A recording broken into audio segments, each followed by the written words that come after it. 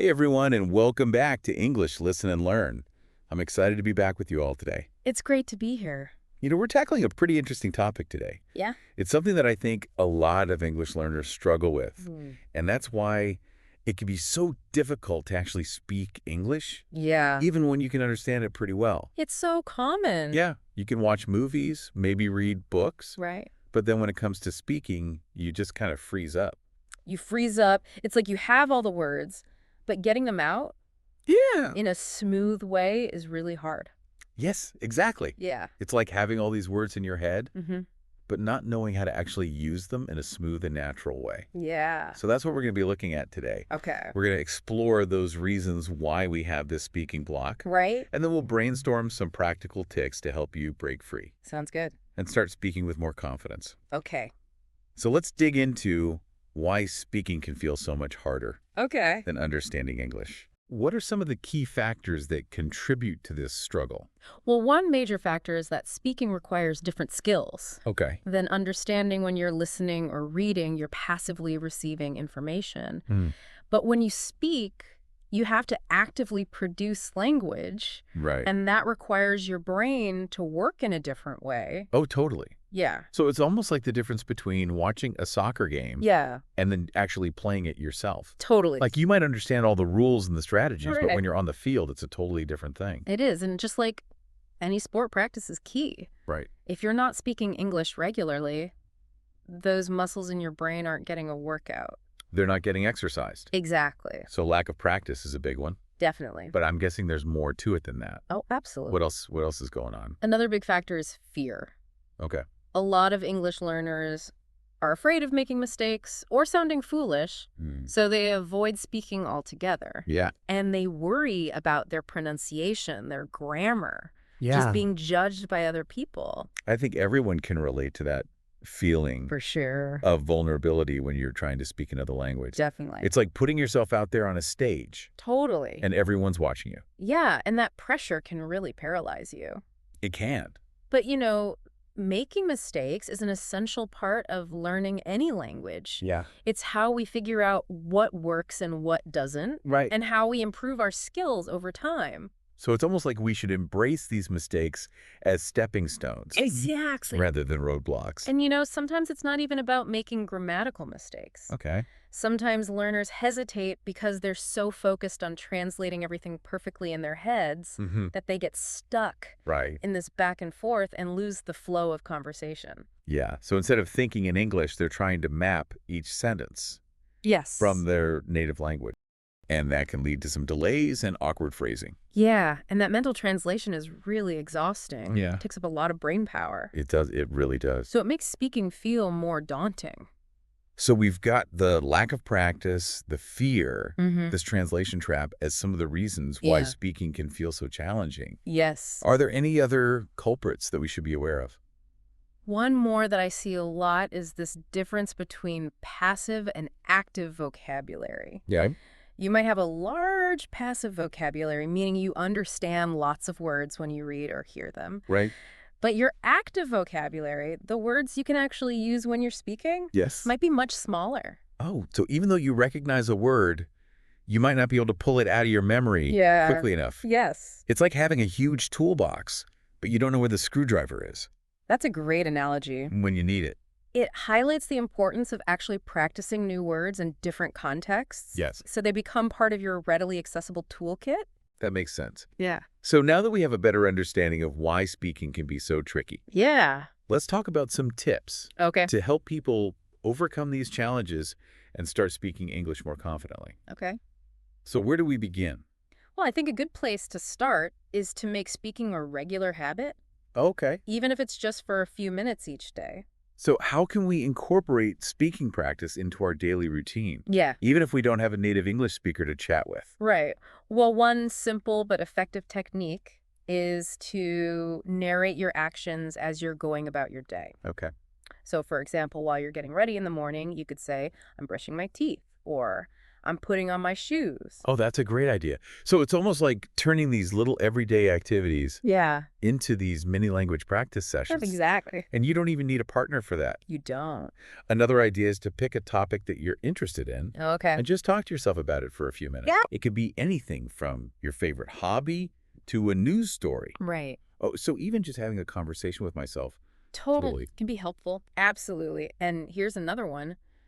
Record yourself speaking Oh. and then listen back to it. Okay. This can really help you identify areas where you might want to improve. I think a lot of people would probably be afraid to hear their voice on a recording. I know. But it makes sense that it would help. Yeah, and don't worry about sounding perfect. The goal is just to become more aware Okay. of your own speaking patterns. Okay, so we've got narrating our day, Yeah. talking to ourselves, Yes. recording ourselves. Mm-hmm. Any other solo speaking activities that we can try? Well, this one's really interesting. Try thinking in English directly. Okay. So instead of translating from your native language, challenge yourself to form thoughts and sentences Mm-hmm. in English from the get-go. That sounds really hard.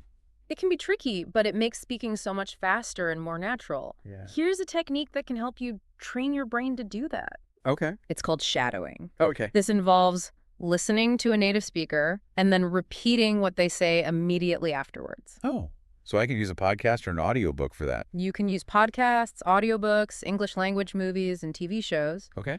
Anything you enjoy listening to.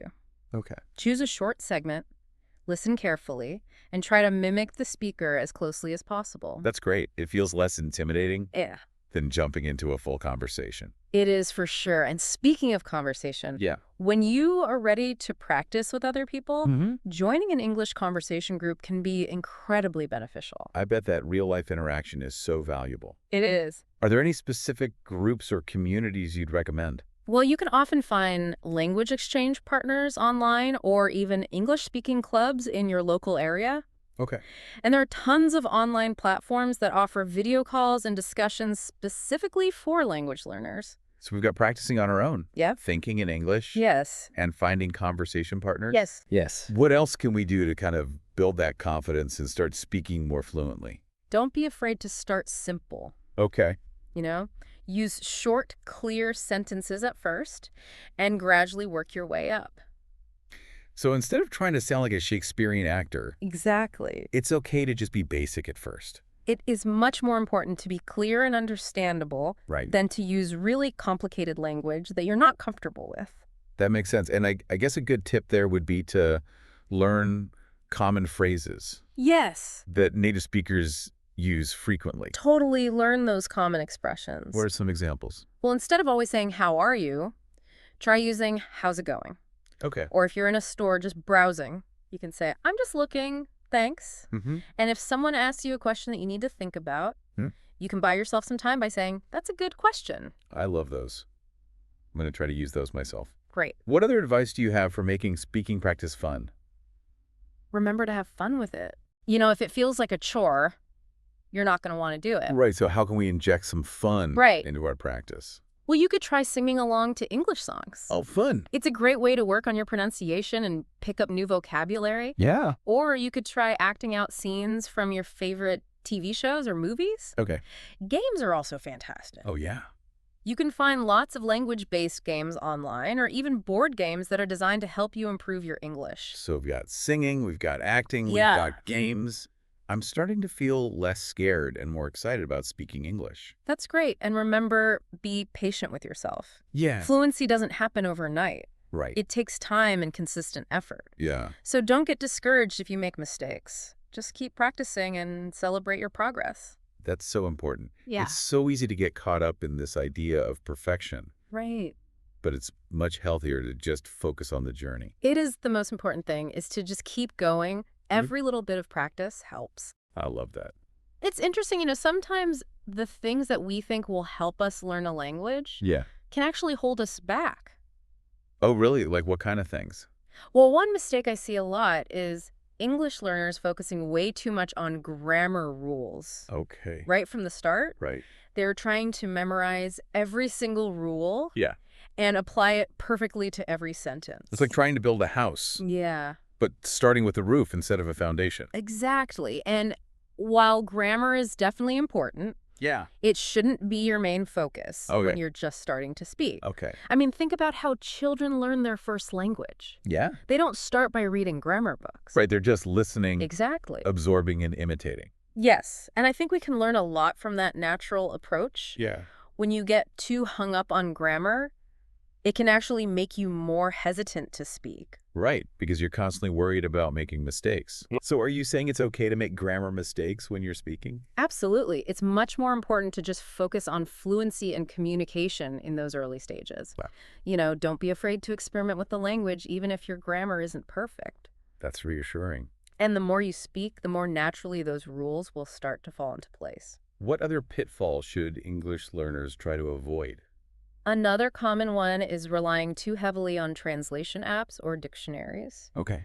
And while these tools can be helpful sometimes, Right. I mean, they help us understand new words and phrases. yeah, they do. But if you're constantly translating everything, Yeah. you're not giving your brain a chance to actually process information in English directly. So we want to create that direct pathway in our brain Exactly. instead of going back and forth between languages. Yes, and another downside to these tools is that they don't always get those little nuances of the language. Yeah. Sometimes a word-for-word translation Yeah. just sounds unnatural. Or Awkward in English. It does, so it's better to try and figure it out from context Yes. or ask someone. Or ask for help. And when you do look up a word in the dictionary, Yeah. don't just focus on the definition. Okay. Pay attention to how it's used in different sentences. Oh, okay. And try to understand the connotations. That's good advice. Yeah, it's about going beyond just memorizing words Right. and really understanding how to use them. Yes.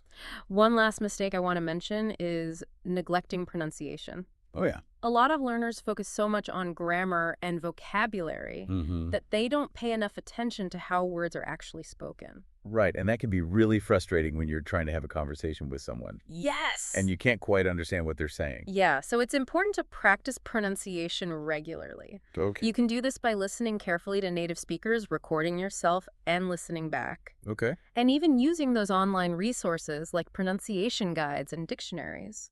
It seems like all these pitfalls come from this feeling of needing to be perfect Yeah, immediately. it is. But learning a language is a process. It is. It's okay to make those mistakes. It is. In fact, I think embracing those mistakes Yeah. is so essential for growth. It's how we learn and improve. Exactly. So we've talked about why speaking can be so challenging. We've covered a lot of ground today. And we've brainstormed lots of different practical tips. I feel like I've learned so much. Yeah, me too. It's been a good conversation. Before we wrap up, I want to circle back to this fear of making mistakes, Sure. because I think this is a big one that holds a lot of learners back. Right. What are some ways that we can reframe our thinking about mistakes Yeah, and maybe even use them to our advantage? that's a great question. I think one of the most important things is to really shift our perspective. Okay. Instead of seeing a mistake as a failure, we can view it as an opportunity to learn and grow. Oh, so like those fail forward videos where they're trying to learn a new skill Yes, and they make all these funny blunders along the way, but they eventually get it. exactly. And those blunders are actually what helps them learn and improve faster. I like that. And, in the context of language learning, Yeah. every time you make a mistake and then correct it, Yeah. you're strengthening that neural pathway in your brain. Oh, You're essentially teaching your brain the right way to say something. that makes sense. So instead of getting down on ourselves for making mistakes, Yeah. we should celebrate them as victories. Exactly. And remember, even native English speakers make mistakes. They do. It's part of being human. It is. So try not to put so much pressure on yourself to be perfect. Yeah. Just focus on communicating your message Right. clearly and effectively, and the rest will follow. That's a really liberating thought. It is. It takes the pressure off and makes the whole process more fun. It does. I love that. So we've covered a lot of ground today. We have. From the reasons why speaking can feel challenging to practical tips for overcoming them. I feel like I've learned so much. Me too. Before we go, I want to make sure our listeners feel empowered to take action Okay. and use all these tips. Yeah. What's one final piece of advice you'd give to someone who is ready to start speaking more confidently? My biggest piece of advice is to just start speaking. Okay. Don't let fear hold you back. Yeah. The world is waiting to hear your voice. Okay. And remember, the more you speak, the more confident and fluent you will become. Yeah. It's a journey, but it's an incredibly rewarding one. That's fantastic advice. Just start speaking. Yeah. It seems so simple, but it's so true. It is. And the more you do it, the more you realize it's not about being perfect.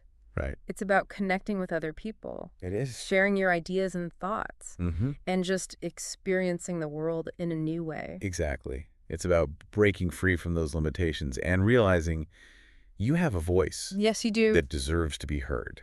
It does, and it's only going to get stronger Yeah. and clearer The more you use it. the more you use it. For our listeners out there who are feeling inspired, Yeah. what's one small step they can take today to put all these great tips into practice?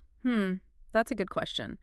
I would say just choose one Okay. of the techniques we talked about today Okay. and commit to trying it out Yeah. for at least 5 minutes. So maybe that's narrating your dinner prep in English? Yeah. Or listening to your favorite song and trying to shadow a few lines? Exactly. Or picking a few new words that you want to learn Okay. and using them in sentences throughout the day. Starting small. Yeah. Building momentum. Yes, Celebrating the little wins. exactly. And who knows, those 5 minutes could turn into 10, then Right. 15, and before you know it, you're having full-blown conversations.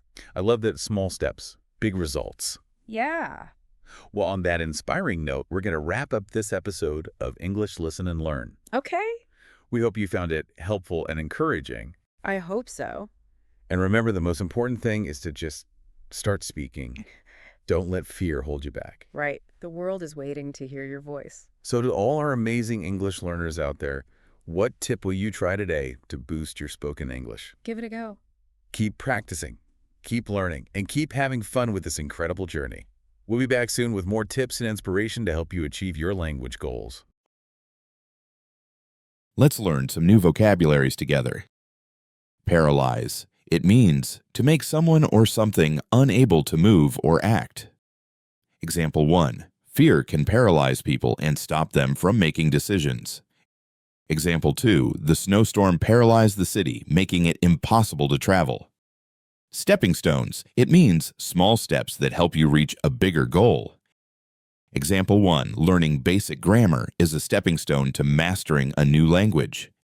Example 2. His first job was just a stepping stone to a better career. Exhausting. It means very tiring and making you feel out of energy. Example 1. Running a marathon is an exhausting experience. Example 2. Studying for hours without a break can be exhausting. Readily accessible. It means easy to find, use, or get. Example 1. The internet makes information readily accessible to everyone. Example 2. A good teacher ensures learning materials are readily accessible to students. Going about. It means doing something in a usual or planned way. Example 1. He was going about his daily routine when he got an important call. Example 2. She is going about preparing for the exam by reviewing notes and practicing questions. Thanks for watching. Until next time.